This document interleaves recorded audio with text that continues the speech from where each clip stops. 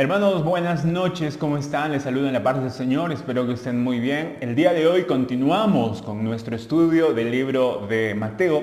Estamos en el capítulo 11, versículo 12. El día de hoy vamos a ver esos versículos y vamos a estar aprendiendo cosas muy, pero muy importantes acerca de lo que el Señor dijo acerca de Juan el Bautista. Vamos a estar aprendiendo cosas impresionantes, como siempre la palabra del Señor siempre nos sorprende. Así que espero que estén con sus Biblias ahí donde están. Mateo capítulo 11, versículo 12 en adelante. El día de ayer habíamos estado viendo cómo es que el Señor había estado elogiando a Juan el Bautista, diciendo que no hubo otro hombre nacido de mujer más grande que Juan el Bautista, o sea que lo tenía en gran estima. Y el día de hoy vamos a ver algo muy interesante. Dice el versículo 12. Desde los días de Juan el Bautista hasta ahora, el reino de los cielos sufre violencia y los violentos lo arrebatan. Este texto ha sido un poquito difícil de poder no solamente traducir, pero también de poder interpretar. Hay varias interpretaciones, porque hay varias palabras aquí que si no se le da el uso adecuado puede tener otro significado, mejor dicho, ¿verdad?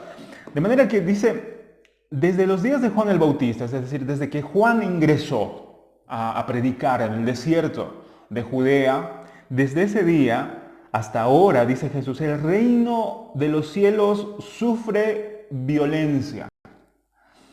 Y puede haber dos interpretaciones aquí. Algunos comentaristas creen que está diciendo el texto que a partir de Juan el Bautista hasta Jesús, o Jesús también empezando o siguiendo lo que Juan el Bautista había empezado, hablando del Evangelio, predicando el reino, que el reino de los cielos es cercado. Entonces puede haber dos interpretaciones. La primera interpretación es que el reino de los cielos está sufriendo persecución y gente violenta son las que están atacando. Puede que signifique eso, pero la otra interpretación es que el reino de los cielos está sufriendo violencia en el sentido de que hay mucha gente que está intentando entrar, porque mucha gente que trata de poder entrar en el reino de los cielos, y como Jesús dijo, muchos son los llamados, pero pocos los escogidos, de manera que la gente está tratando de poder esforzarse tal vez, no sé si esforzarse, pero como por ejemplo el joven rico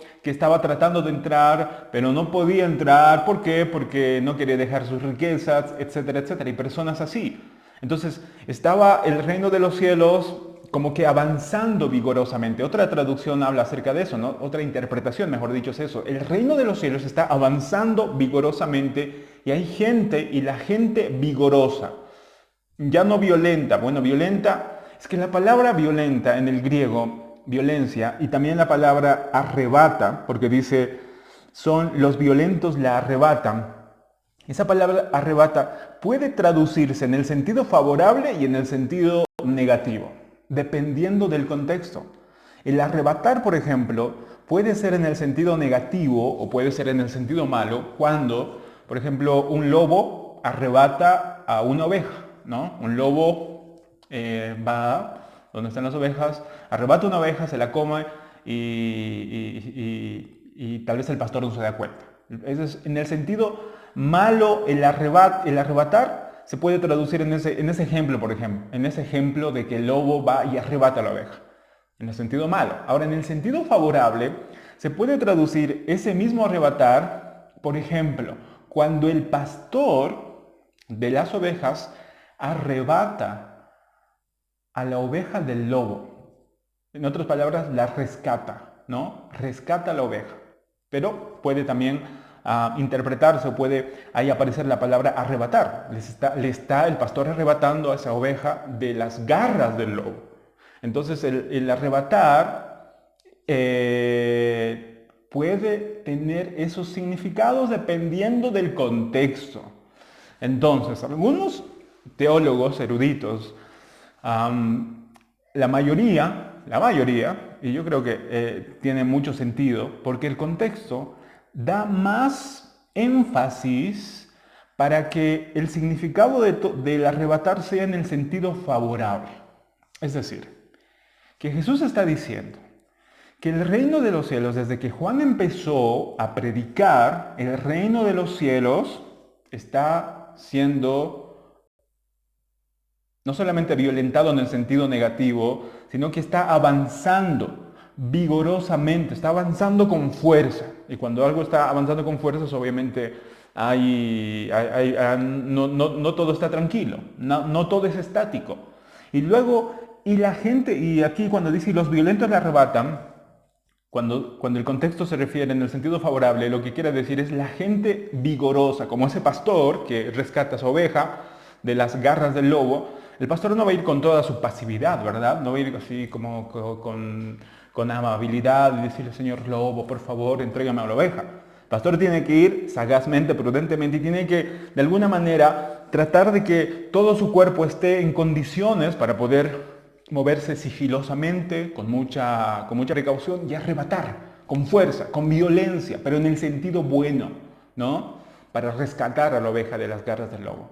Entonces, lo que creo yo, y creen muchos otros también teólogos, que el texto lo que quiere decir es que el reino de los cielos está avanzando a tal grado de que hay gente que quiere entrar pero no puede porque no quiere dejar sus riquezas, hay gente que quiere entrar pero ama más a padre, madre, hijo, etcétera, etcétera, trabajo, riquezas o cualquier otra cosa, como habíamos aprendido, y no puede entrar. De manera que el reino de los cielos está sufriendo violencia, pero solamente la gente vigorosa, la gente entusiasta, las personas como Pedro, que dejó todo, como los hijos de Zebedeo, Juan, o mejor dicho, Jacobo y Juan, claro, Jacobo y Juan, los hijos de Zebedeo, como ellos que dejaron a su padre y dejaron la pesca para seguir a Jesús, esa gente tuvo que dejar todo. Esa gente vigorosa, la gente que se compromete y cumple, son las que van a tener y arrebatar, en el buen sentido, el reino de los cielos. Entonces, ¿qué es lo que quiere decir esto?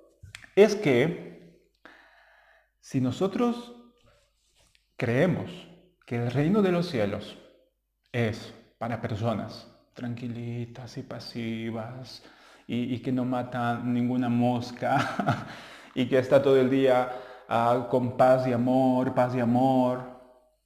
el reino de los cielos no es para esa clase de personas porque se va a decepcionar. El reino de los cielos es para gente que está dispuesto a ir en problemas, en dificultades, en valle de sombra, de muerte, no importa lo que ocurra, el reino de los cielos es para esas personas que están dispuestos a dejar todas sus riquezas por causa de Cristo, el amor a las riquezas por causa de Cristo, a cualquier persona, padre, madre o hijo, que esté dispuesto a poder dejar todo. Como Pablo decía en una de sus cartas, que todo lo tenga por basura, o sea, sus logros, sus sueños. Pablo decía, yo todo lo que soy fariseo de fariseos, soy israelita, pero a más no poder, de pura cepa, he logrado el grado superior en los estudios de los fariseos, pero Pablo dice, pero todo eso lo tengo por basura para conocer a Cristo. Para mí el vivir es Cristo, decía Pablo, y el morir es ganancia. Bueno, para esa clase de personas es el reino de los cielos. De manera que cada uno de nosotros tenemos que de alguna forma entender eso, que tenemos que esforzarnos. El reino de los cielos es para personas que estén dispuestos a correr la milla extra, a poder dejar absolutamente todas nuestras comodidades para poder pelear la buena batalla de la fe, para poder avanzar, para poder seguir en este camino que no es fácil, obviamente que no es fácil, pero es el correcto. De manera que el reino de los cielos siempre sufre violencia y los vigorosos y los que utilizan la fuerza de manera correcta son las que lo arrebatan. Dice el versículo 13, vamos al versículo 13, dice, porque todos los profetas y la ley profetizaron hasta Juan. Es decir, todos los profetas Malaquías, Isaías también profetizaron hasta Juan. ¿Y por qué Juan, en los versículos 11, dice que no hubo otra persona nacido de mujer mayor que Juan? ¿Por qué? Porque Juan no solamente era un profeta. Juan era objeto de una profecía. Él estaba profetizado por Malaquías, en el libro de Malaquías. Él estaba profetizado. Él estaba profetizado, de manera, por eso no es un simple profeta, sino que él era como un puente entre el Antiguo y el Nuevo Testamento, entre la antigua dispensación y la nueva dispensación, por así decirlo. Así que Juan el Bautista estaba profetizado que él iba a venir. Entonces todos los que se supone que tenían que saber la ley, tenían que darse cuenta que alguien como Juan, cuando ya estaba predicando, era la señal de que el Mesías iba a llegar pronto. Dice el versículo 14, y si queréis recibirlo, él es aquel Elías que había de venir. El que tiene oídos para oír, oiga.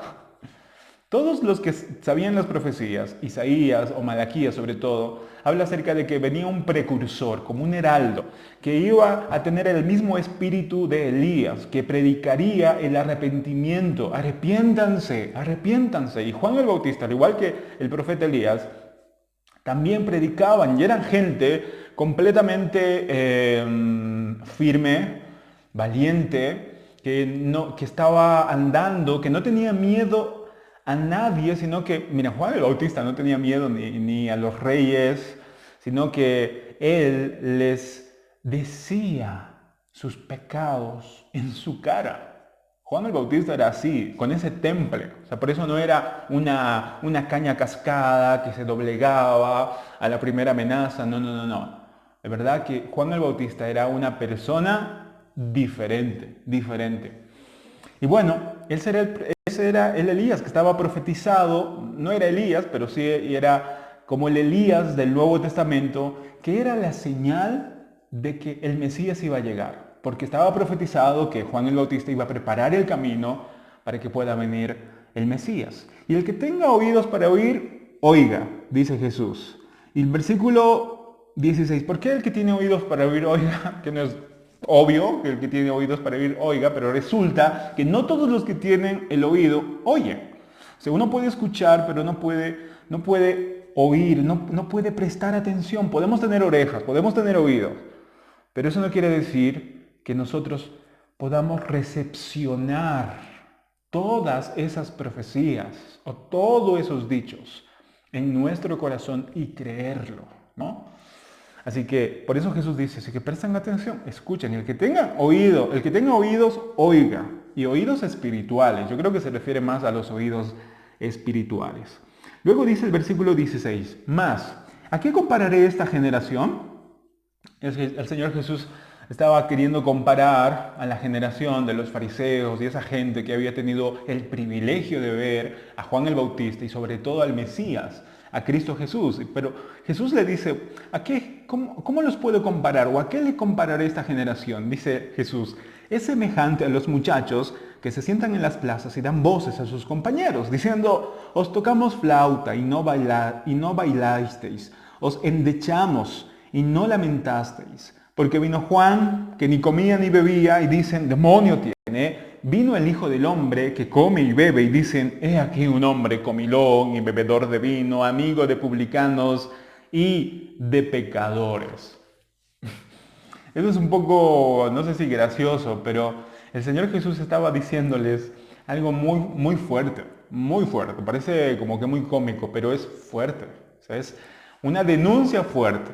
En otras palabras, Jesús les está diciendo, ustedes son como esos niños que están en la plaza y que un niño, por ejemplo, dice a sus demás compañeros, ¿a qué vamos a jugar? Juguemos algo, juguemos a la boda. Bueno, uno puede decir, bueno, tú vas a ser el novio, tú vas a ser la novia, ustedes van a ser los que van a llevar el vestido de la novia, bien.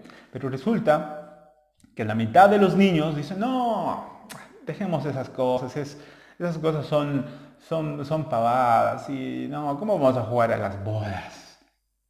Entonces, el niño que estaba organizando el juego de bodas dice, bueno, está bien. Entonces, organicemos, la boda es muy festivo. Entonces, por ejemplo, ¿qué tal si organizamos un funeral? Un funeral. Podemos organizar un funeral, ¿bien, no? Tú vas a ser el muerto, puede decir el niño, ¿no? Le dice seguramente tú vas a ser el muerto, ustedes van a ser los que lleven el ataúd, etcétera, ustedes van a ser los que van a llorar y nosotros vamos a cantar una canción triste. Entonces, para que ustedes lloren y para que ustedes, como no les gusta la fiesta, entonces puedan jugar con nosotros y lamentarse, jugando a que estamos en un funeral. Entonces el niño, al ver que está empezando a jugar, las mismas personas que se quejaron en el juego de la boda, se quejan otra vez. Y dicen, ¿cómo? No, no juguemos a eso, es como los muertos, o sea, por favor. Entonces el que estaba organizando los juegos se cansa, el niño que estaba organizando los juegos se cansa y dice, a ver, entonces, no quieren jugar a las bodas, no quieren jugar al funeral. ¿Qué quieren? ¿Qué quieren? Bueno, Jesús dice, son ustedes iguales, queridos fariseos, querida gente que no quiere creer en el Señor, que no quieren creer en Juan el Bautista, que lo llamaron, incluso a Juan el Bautista dice que lo llamaron endemoniado, endemoniado. O sea, no solamente a Jesús le dijeron Belcebú, sino a Juan el Bautista también le dijeron endemoniado. Y por eso Jesús dice, miren, Juan el Bautista era un hombre que no comía ni bebía, estaba en el desierto, pero no les ha gustado porque ustedes piensan que es muy austero, que piensan que está como un loco ahí comiendo miel silvestre, etc. Entonces se quejaron porque dijeron, no creo que venga de Dios. ¿Cómo va a venir de Dios un hombre así tan como Juan el Bautista? Entonces vino el Mesías, vino el Hijo del Hombre, vino Jesús y dijo, bueno, está bien. Entonces vamos a ver cómo reacciona siendo yo diferente a Juan el Bautista. Jesús era diferente a Juan el Bautista. Aunque predicaban el mismo mensaje, pero era diferente. Por ejemplo, Juan el Bautista no bebía, no estaba con gente, no era tan sociable, pero Jesús comía, bebía, estaba con publicanos, estaba con fariseos, estaba alegre, era como si estuviera en bodas. ¿Y qué pasa? ¿La gente lo recibió? ¿La mayoría de la gente? No, tampoco lo recibieron. Entonces Jesús dice, al final, ¿qué quieren? Al final, o sea, no les agrada ni Juan el Bautista, ¿no? Que es más bien así, más estricto, digamos, ¿no? Más puritano tal vez.